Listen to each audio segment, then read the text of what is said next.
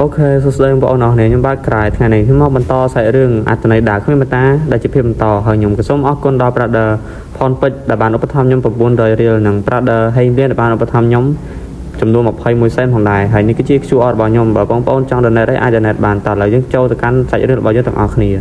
ដោយបន្តពីមុនซึ่งក៏នៅបានសួរទៅកាន់ទូឯប្រុសរបស់យើងថាតើឯងបាននិយាយថាជីតារបស់ឯងជាអ្នកក្រុមររបស់ពួកយើងមែនទេទូឯប្រុសរបស់យើងគាត់មានការជួយយកចាត់ជាមួយនឹងកប៉ែซึ่งក៏នៅមែនទេហើយប៉ែซึ่งក៏នៅគាត់មិនចាំយូរនោះទេក៏បានចាប់ទូឯប្រុសរបស់យើងលើកឡើងហើយគាត់បាននិយាយថាឯងត្រៀមខ្លួនស្លាប់ទៅប៉ុន្តែទូឯប្រុសរបស់យើងគេបាននៅទប់ជាប់ផងដែរហើយមើលទៅមួយជើងនេះគឺទូឯប្រុសរបស់យើងគេមិនអាចទប់ជាប់នោះទេគេបាននិយាយថាមួយជើងរបស់គេគឺពិតជាមានទម្ងន់ហើយយើងក៏បានឃើញថាមួយជើងនេះធ្វើឲ្យទូឯប្រុសរបស់យើងប៉ៅនឹងក្អួតឈាមតែម្ដងគឺមិនមែនក្អួតលំនោះទេពេលដែរទូឯប្រុសរបស់យើងងើបឡើងមកសូដាក៏បានសួរថាតើឯងមិនអីនោះទេទូឯប្រុសរបស់យើងក៏បានឆ្លើយទៅកាន់សូដាវិញថាខ្ញុំមិនអីនោះទេប៉ុន្តែសូដាបានឲ្យគេបញ្ចាប់ខ្លួនពួកអាប៉ែនឹងខំមកទៀតហើយតែយើងមើលទៅសភាពទូឯប្រុសរបស់យើងគឺពិតតែទ្រមពេលដែលសូដាងាកមើលទៅខាងក្រៅក៏បានឃើញថានៅខាងក្រៅមានឈាមហើយក៏យើងក៏បានឃើញថាមានក្បាច់មួយមកខំបំរុងនឹងចូលករបស់ទូឯប្រុសរបស់យើងបាត់ទៅហើយប៉ុន្តែទូឯប្រុសរបស់យើងក៏មានស្មារតីគាត់ទប់ជាប់ផងដែរប៉ុន្តែគាត់មិនមែនទប់ជាប់នឹងនៅក្នុងទេគឺដួលតែម្ដងហើយប៉ែซึ่งក៏ណូក៏បានដើរមកកាន់ទូឯប្រុសរបស់យើងហើយក៏បានឃើញថាទូឯប្រុសរបស់យើងក៏បានរបបកំបាត់បាត់ទៅហើយពេលដែលគាត់ងាកទៅក៏បានឃើញថាប៉ែซึ่งក៏ណូក៏បានមកជន់ទូឯប្រុសរបស់យើងបាត់ទៅហើយគេបាននិយាយថាឯងដឹងច្បាស់រឿងរបស់យើងច្រើនខ្លាំងមែនទែនឯងមិនគួររੂនោះទេទូឯប្រុសរបស់យើងក៏បានតបទៅកាន់គេវិញថាតែឯងចង់ដឹងពីបងស្រីរបស់ឯងនោះទេซึ่งក៏ណូបាននិយាយថាបងស្រីរបស់ខ្ញុំតែនេះបានស្លាប់បាត់ទៅហើយធ្វើឲ្យទូឯប្រុសរបស់យើងគេមានការចាប់ប៉ុន្តែគេបាននិយាយថាបងស្រីរបស់ឯងនេះមិនបានស្លាប់នោះទេតែซึ่งក៏នៅបាននិយាយថាតែឯងកំពុងនិយាយអ្វីទូឯប្រុសរបស់យើងគាត់នៅតែនិយាយថាបងស្រីរបស់ឯងមិនទាន់ស្លាប់នោះទេឯងចាំបានទេថាពលរបស់ឯងបានត្រូវគេសម្លាប់តែបងស្រីរបស់ឯងក៏ត្រូវបានគេចាប់ចម្រិតហើយតែซึ่งក៏នៅបានដកជើងចេញហើយគាត់ក៏បាននិយាយថាតើវាមានរឿងអ្វីឲ្យប្រកាន់នៅក្នុងក្រោយមួយនេះទូឯប្រុសរបស់យើងបាននិយាយថាបងស្រីរបស់ឯងគឺបានគេចាប់បង្រិតซึ่งក៏នៅគាត់នៅតែមិនទុកចិត្តរបស់ទូឯប្រុសរបស់យើងហើយគាត់ក៏បានគិតថាការនោះគឺបងស្រីរបស់គាត់ស្លាប់ដោយសារខ្លួនឆេះទូឯប្រុសរបស់យើងបាននិយាយថាមិនមែនទេគឺជាអ្នកក្រុមអង្គរបស់បរាឈាមទី1ដែលជាអ្នកចាប់ซึ่งក៏នៅគាត់នៅតែមិនជឿទូឯប្រុសរបស់យើងប៉ុន្តែទូឯប្រុសរបស់យើងគាត់មិនបានបកស្រាយអ្វីច្រើននោះទេគាត់ក៏បានរៀបរាប់អំពីទីកន្លែងរបស់បងស្រីប៉ែនឹងឲ្យគេបានដឹងទៅដោយបងស្រីរបស់គេនៅទន្លេស៊ូខេត្តចឹងហេផងដែរបើឯងចង់ដឹងច្បាស់ឯងគួរតែបញ្ជូនអ្នកក្រុមអង្គដែលឯងទុកចិត្តបំផុតទៅកាន់ទីនោះហើយសើមកទៅខ្ញុំប្រាប់ឯងខ្ញុំគាត់តែចង់បានចំនួនខ្លះពីឯងដល់ពេលដែលខ្ញុំត្រូវការចំនួនបានប៉ុណ្ណោះពេលនោះអាប៉ែซึ่งក៏នៅក៏បានចាប់ដៃមកកាន់ទូឯប្រុសរបស់យើងដើម្បីលើកគេឡើងផងដែរហើយប៉ែซึ่งក៏នៅគាត់ក៏បាននិយាយថាមិនអីទេខ្ញុំនឹងទុកចិត្តលើឯងហើយខ្ញុំបានជពាក់ខ្លួនឯងមួយបាត់ទៅហើយពេលដែលទូឯប្រុសរបស់យើងនេះចុះក្រោមក៏បានឃើញថាគេបានទទួលផ្លាកបញ្ជារែងមិតអេបាត់ទៅហើយซึ่งក៏នៅក៏បាននិយាយថាយើងមិនមែនឲ្យឯងដោយសារតែយើងព្រមព្រៀងគ្នានោះទេប៉ុន្តែវាដោយសារតែសមត្ថភាពរបស់ឯងបានទប់ដាវរបស់យើងជាប់និងស្នេហ៍របស់យើងបានជាប់ផងដែរយើងបកគលនេះឲ្យឯងគឺពិតជាការត្រឹមត្រូវនោះហើយទូឯប្រុសរបស់យើងក៏បានតបទៅកាន់វិធានដោយសារតែខ្ញុំមានសមត្ថភាពទូឯប្រុសរបស់យើងក៏បានសុំលាប៉ែซึ่งក៏នៅដើម្បីចាក់ចេញមកខាងក្រៅផងដែរប៉ែซึ่งក៏នៅក៏បានគិតក្នុងចិត្តថាមើលទៅទូឯប្រុសរបស់យើងគេមានចរិតដូចជាមនុស្សចាស់មិនដូចជាកូនក្មេងនោះទេហើយយើងមើលមកខាងក្រៅវិញដោយប៉ែសក់បានកុំឲ្យគ្នារបស់គេតំណងជួពេលនោះទូឯប្រុសរបស់យើងក៏បានដើរមកបង្ហាញនៅផ្លាកបញ្ជាផងដែរដែលគេគាត់បាននិយាយថាខ្ញុំបានទទួលចំណាក់ថាអេប្រែប្រុសសក់បានបញ្ជាទូឯប្រុសរបស់យើងក៏បានលើកផ្លាកបញ្ជានោះឡើងហើយពួកគេក៏បានបន្តដំណើរទៅខាងមុខទៀតអាខៀវក៏បានសួរទៅកាន់ទូឯប្រុសរបស់យើងថាតើឯងធ្វើរួចដោយរបៀបណាតើឯងបានប្រើវិធីស្មោះគ្រោកអ្វីខ្លះដើម្បីទទួលបានវ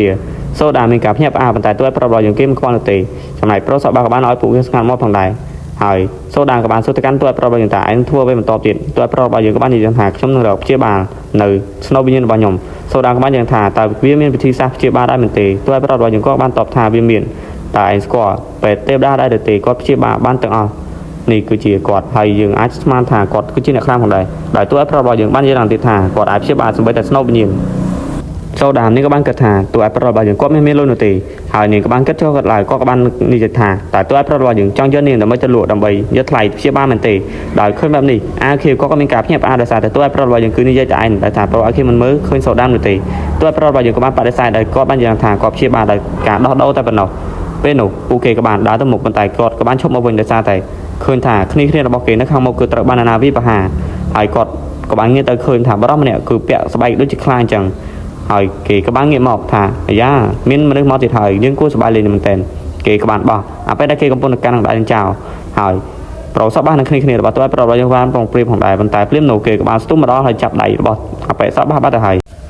ខ្ញុំសូមតបចំពោះសម្លេងផងដោយសារតែខ្ញុំឈឺកខ្លាំងមែនតើដោយសារខ្ញុំប្រឹងនិយាយលើស៊ូសារបស់ខ្ញុំគឺវាខូចមិនបាត់ហើយតើឥឡូវយើងបន្តសាច់រឿងរបស់យើងទាំងអស់គ្នា ដោយគេមិនចាំយូរគេក៏បានដាក់អបិសបាសម្ដាយផងដែរគឺម្ដាយនេះធ្វើឲ្យប្រូសបារបស់យើងដេកស្អាតតែម្ដងក៏បានយើងថាកាម្ដាយត្រឹមតែម្ដាយធ្វើឲ្យដួលមើលទៅសភាពប្រូសបាគឺទ្រង់ទ្រខ្លាំងមែនតើគឺជាអ្នកខ្លាំងផងដែរទោះឲ្យប្រូរបស់យើងក៏មានការភ្ញាក់ផ្អើលមួយសមត្ថភាពនេះផងដែរក៏បានយើងថាបរមអ្នកនេះគឺពិតជាគួរឲ្យខ្លាចខ្លាំងមែនតើហើយគេបានឲ្យអ្នកដែលនៅសេសសល់ក៏បានក្រោបឡើងហើយគេក៏បានទះដៃមួយផងដែរដែលបង្កើតបានជាកម្លាំងខ្យល់ដ៏ខ្លាំងធ្វើឲ្យទោះឲ្យប្រូរបស់យើងគេមានការឈឺចាប់ជាខ្លាំងដោយការតែគេមិនអាចទប់នឹងកម្លាំងសម្ពាធនេះបាននោះទេហើយយើងមើលទៅឃើញថាគឺគ្មាននរណាទប់បាននោះទេក្រៅពីអាល់កុហុលអាល់ខៀននឹងទោះឲ្យប្រូរបស់យើងគេបានយ៉ាងថាមិនគពួកនេះកាក់ខ្លាំងណាស់សូដាក៏បានសួរទៅកាន់ទោះឲ្យប្រូរបស់យើងថាឯងមិនអីនោះទេប៉ុន្តែមើលទៅសភាពទោះឲ្យប្រូរបស់យើងគេបានហូរឈាមបាត់ទៅហើយតែភ្លាមនោះប៉ារ៉ាសិតក៏បានចេញមកដើម្បីជួយគេផងដែរទោះឲ្យប្រូរបស់យើងក៏បាននិយាយថាខ្ញុំលែងមានអារម្មណ៍ថាឈឺចាប់អ្វីទាំងអស់ពេលដែលគេងាកទៅក៏បានឃើញថាពេលអាល់ខៀនកំពុងតែសងវល់កុំឲ្យគេធ្វើបាបទៅលើបងប្រុសរបស់គាត់ដែលគាត់បាននិយាយថាខ្ញុំស្រឡាញ់គេខ្លាំងណាស់ហើយពេលនឹងក៏បាននិយាយថាឯងជាប់ហើយក្នុងវគ្គនេះប្រូអាល់ខៀនក៏មានការភ្ញាក់ផ្អើលដោយសារតែគេមិនដឹងថាជាប់អ្វីភ្លាមនោះក៏បានស៊ីម្ដាយរបស់ប្រូអាល់ខ្លានឹងបាត់ទៅហើ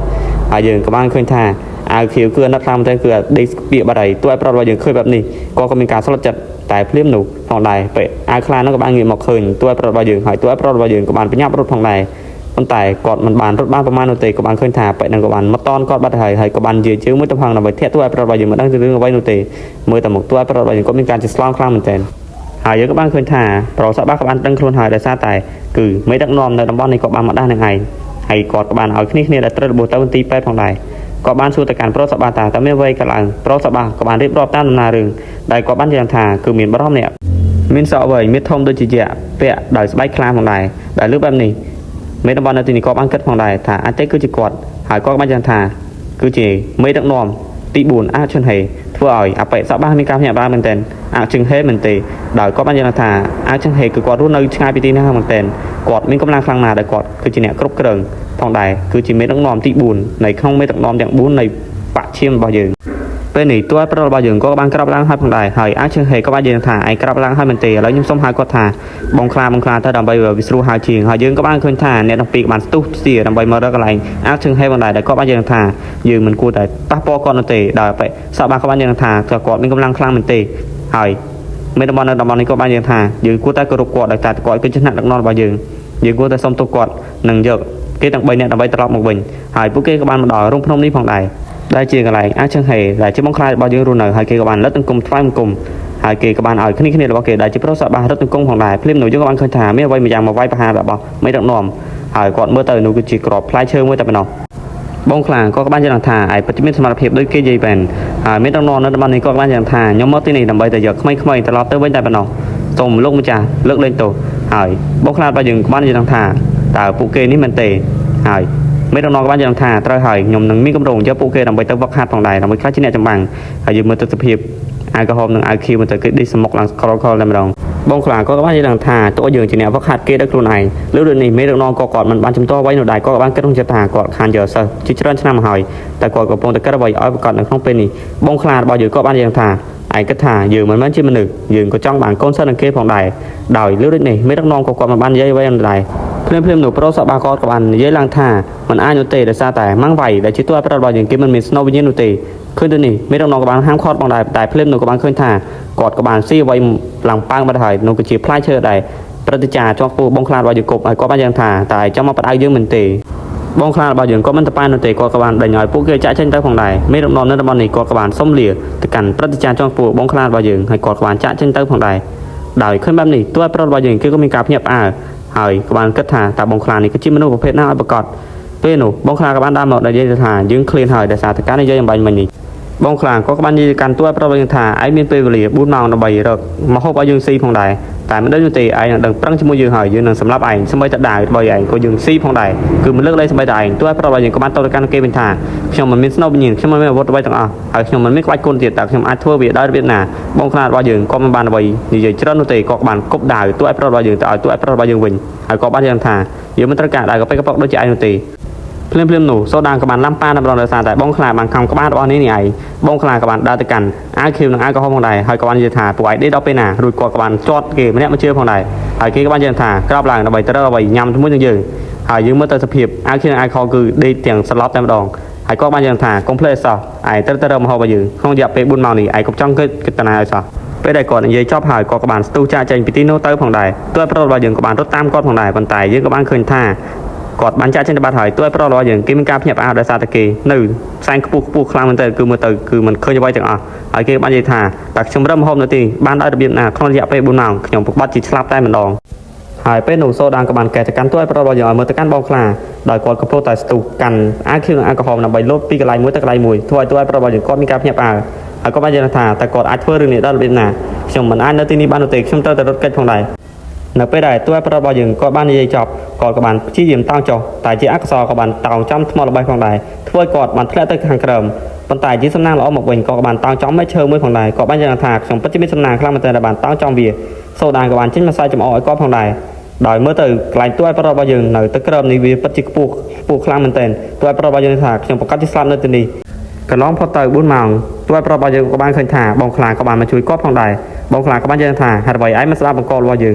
ត្រូវតែដាក់ទោសឯងហើយសាររឿងរបស់យើងនៅក្នុងអេពីសូតមួយនេះក៏បានដល់ទីបញ្ចប់ផងដែរហើយខ្ញុំក៏សូមអរគុណទៅដល់បងប្អូនដែលជួយ support ខ្ញុំកន្លងមកឥឡូវវីដេអូរបស់យើងក៏បានមកដល់ទីបញ្ចប់ហើយបងប្អូនកុំភ្លេចជួយចុច like and subscribe ខ្ញុំម្នាក់មួយឥឡូវបាយបាយ